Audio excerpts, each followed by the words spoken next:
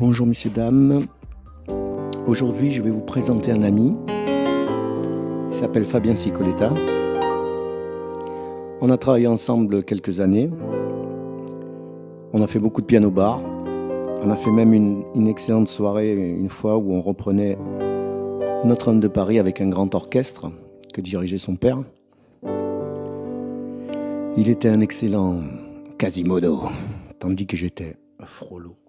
Je voudrais que dans cette vidéo, il vous montre, il vous parle de la technique vocale qu'il utilise et qu'il enseigne aussi parce qu'il a une école de danse sur Saint-Sulpice, à côté de Toulouse, qui s'appelle Les Feux de la Rampe, où il enseigne la zumba, où il enseigne la danse classique avec sa femme qui est danseuse également, et le chant aussi. Donc il a une approche un peu plus imagée que moi du chant et de la technique, et j'aimerais qu'il vous l'expose dans cette vidéo. À toi Fabien. Bonjour, je me présente, je m'appelle Fabien Cicoletta. J'ai eu une première carrière de danseur pendant une vingtaine d'années. Je pratiquais le chant également en même temps. Et puis, dès que j'ai arrêté de danser, j'ai basculé. Je vis de ma passion première, le chant. Ça fait une trentaine d'années que je chante. Et 4-5 ans que j'enseigne. Depuis que j'enseigne, j'ai vraiment repensé ma manière de chanter, surtout analysé, pas repensé, parce que je chante toujours pareil. Donc pendant 20 ans, j'ai été autodidacte. Je travaillais seul ma voix, beaucoup en regardant notamment Clément, à un moment, à une époque, c'est vrai, je me rappelle. J'allais le voir chanter au grillon, c'est vrai. Et je regardais le positionnement, parce qu'en tant que danseur, on travaille avec le visuel, donc je regardais la manière de positionner la voix, de la mâchoire, etc. Et ça m'apportait énormément. Et puis voilà, j'ai fait mon chemin tranquille comme ça, jusqu'en 2009 où mon employeur, le Théâtre du Capitole, m'a payé une formation de chant lyrique pour basculer chez les chœurs. Malheureusement, j'ai pas pu aller au bout de cette formation, mais ces 4-5 mois de chant lyrique m'ont ouvert d'autres horizons, un autre registre vocal. Je me suis aperçu comment c'était difficile de chanter en tant que chanteur lyrique. Mais au niveau de la variété, ça m'apportait énormément, notamment dans l'endurance, dans la largeur vocale, etc. Et depuis donc que j'enseigne, j'ai essayé pour rendre accessible à mes élèves qui ont entre 8 et 12, 13, 14, 15 ans, pas plus. J'ai des fois des adultes, mais bon. J'ai essayé de simplifier, je l'ai séparé en 3 parties, avec notamment la partie basse, ici la base du chant, c'est la respiration, comme si on était posé, voilà, le ventre, avec un relâchement des côtes flottantes qui permettent donc un remplissage de la partie basse des poumons. C'est pour ça qu'on dit chanter avec une respiration ventrale, mais on n'a pas un poumon dans le ventre, donc on respire avec les poumons, la partie basse, etc. Ensuite, on a tout ce qui est l'appareil vocal ici, avec les cordes vocales et tout le système. Ça c'est plus mécanique, dirons-nous. Et ensuite, on a toute la partie haute avec les résonateurs qui peuvent apporter quelque chose déjà dans la largeur de la voix, mais aussi dans la couleur, parce qu'on a tous un squelette différent, plus ou moins poreux, donc le son résonne et se percute à l'intérieur de la tête. Et c'est ça aussi qui peut donner une couleur de voix spéciale, sans parler de tout le reste. Donc voilà, j'essaye de séparer de manière très claire l'appareil vocal.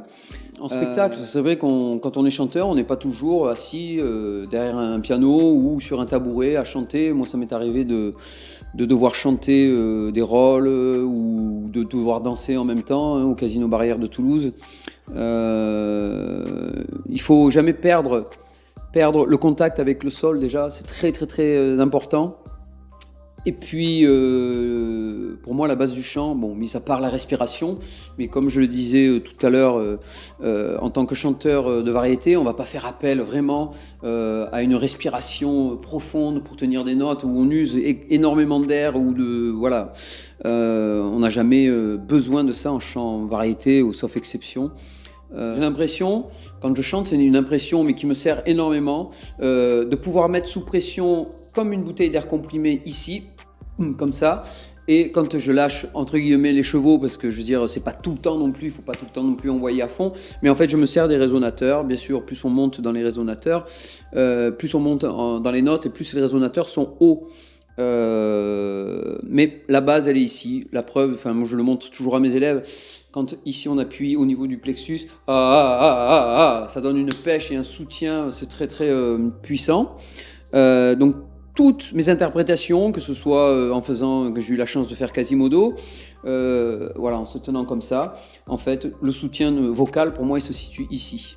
J'ai jamais eu de problème de corde vocale c'est peut-être bien pour une bonne raison, parce que j'ai jamais trop forcé dessus. En soutenant ici, en me servant des résonateurs, en fait on allège le poids sur les cordes vocales et donc on n'est pas uniquement en train de forcer au niveau de la gorge, etc. C'est mon analyse personnelle. Ça fait 3-4 ans qu'avec ma femme on a monté une école de danse et de chant.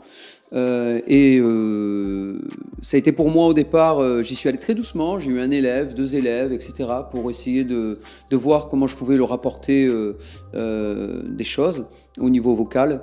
Et puis petit à petit, j'ai vu que ça passait bien. Donc en imageant beaucoup, parce qu'il faut beaucoup imager pour pouvoir comprendre, parce que le chant c'est très très très compliqué si on commence à vraiment réfléchir à tout. Déjà, on peut se mettre des barrières, on n'arrive plus, etc. En imageant, on enlève un petit peu toutes ces barrières. La voix, en fait, c'est comme un élastique, c'est vrai, hein, un élastique au début qui est très très difficile. Donc, on a des notes qui vont aller de là à là. Voilà, c'est notre tessiture. Donc, l'élastique est très raide, on n'arrive pas. Et en travaillant, en assouplissant la voix, on assouplit aussi cet élastique qui est de plus en plus souple. Et donc, on gagne des notes en haut, en bas. D'accord ? Et cet élastique, comme un réel élastique, quand on arrête de tirer dessus, il se craquelle, etc. Et la voix, c'est pareil, il faut toujours l'entretenir. Même les acquis qu'on a depuis des années, etc., il faut toujours entretenir. Et comment on entretient ? En travaillant la voix avec des vocalises et en allant chercher un petit peu les notes extrêmes, hautes et basses, en entretien.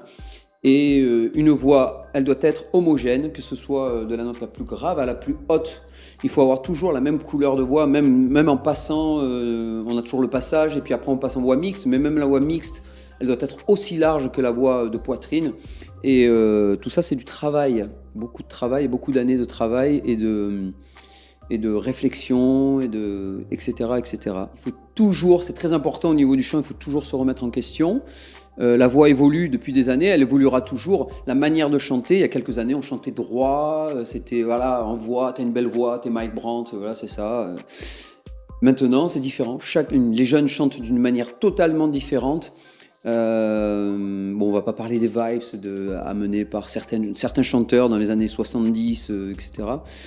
Mais si on veut rester à la page, et c'est vrai, il faut se remettre en question tout le temps, travailler sa voix, écouter les chanteurs, ce qu'ils font, les autres, etc. Se remettre en question et essayer de suivre le train, parce que sinon on en descend et terminé, merci, au revoir, vous êtes trop vieux. Il y a des tas de copains qui ont pas su se remettre en question, qui n'ont pas su suivre un petit peu la mode et la tendance et la manière de chanter un peu plus moderne.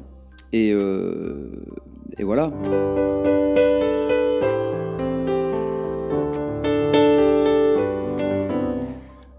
C'était donc Fabien Cicoletta, chanteur et danseur, qui vous a parlé de sa manière de procéder quant à la technique du chant. Et voilà, donc merci messieurs, dames, on se donne rendez-vous dans la prochaine capsule. Et n'oubliez pas de partager, un petit pouce en l'air, etc., etc. Et de kiffer la vie, évidemment. Ciao.